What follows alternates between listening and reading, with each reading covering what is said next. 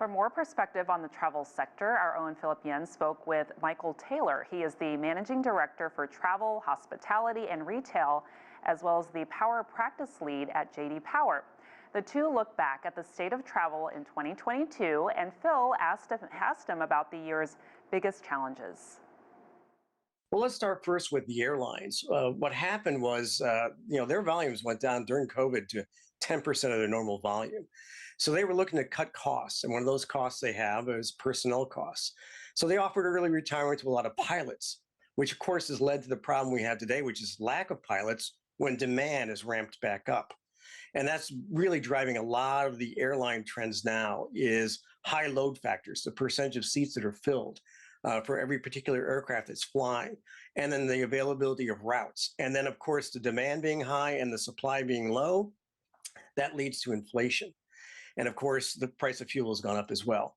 So for the airlines, it's really kind of been a recovery here. They're actually making a lot more money than they have in the past, but they aren't as profitable as they foresee themselves. So they need to add capacity. On the rental car side of things, again, what they did to cope with the COVID lack of demand was sell off assets. And now, of course, now that leisure travel is back, they've got to have more cars. And, we have a chip problem where you can't buy new cars. So they've gone into the used car market and bought cars that are much older than they normally would have, which are causing them all sorts of problems. In the hotel industry, we still had capacity. Our problem was, getting people to clean the room and check you in and provide security at certain hotels. So a lot of different things happened in 2022. And we've had a decrease really in satisfaction because it was easier to travel and there was no one in the airport.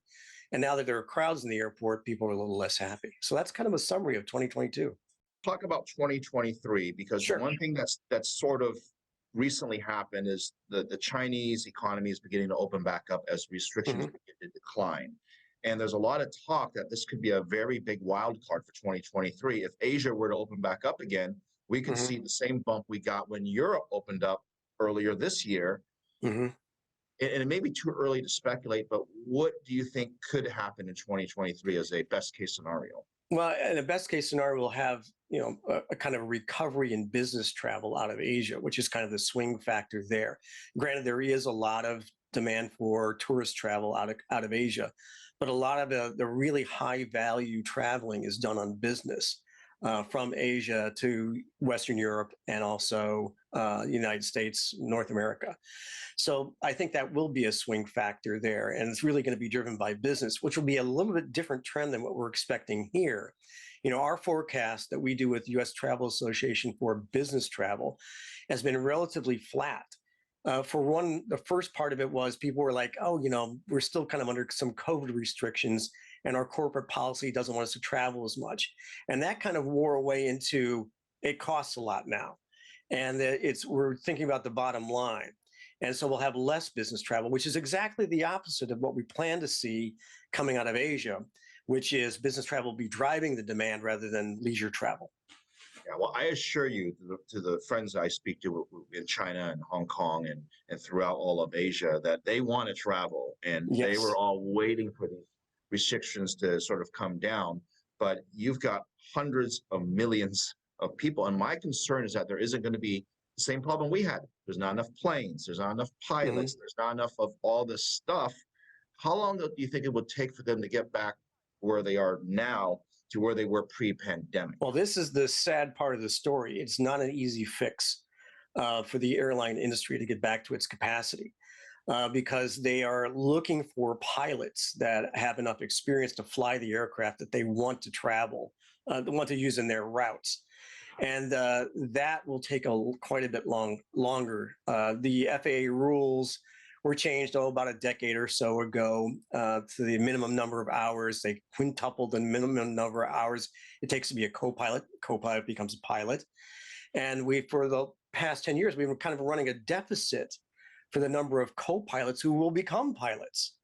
And so, this is the situation we find ourselves in 10 years ago when some decisions were made.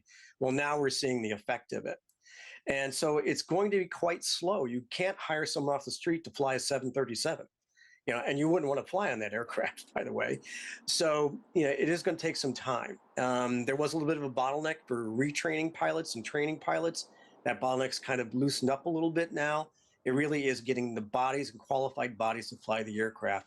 That's the real limiting factor in the full recovery of the airline industry.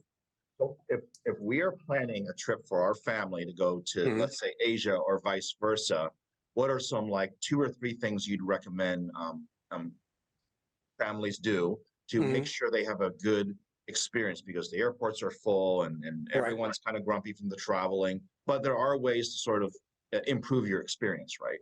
Right. Well, I don't know if I have too many hacks. I mean, some of the simple things to do is really plan very far in advance. You will not be able to find enough seats on an aircraft if you're going to book 2 weeks in advance for a long trip. You've got to at least look at about a month now. And if you're planning to use a rental car, you really have to know which market you're going to and whether they have a rental car. And usually people book the airline first, then the hotel, then the rental car. You should do that in the opposite order now.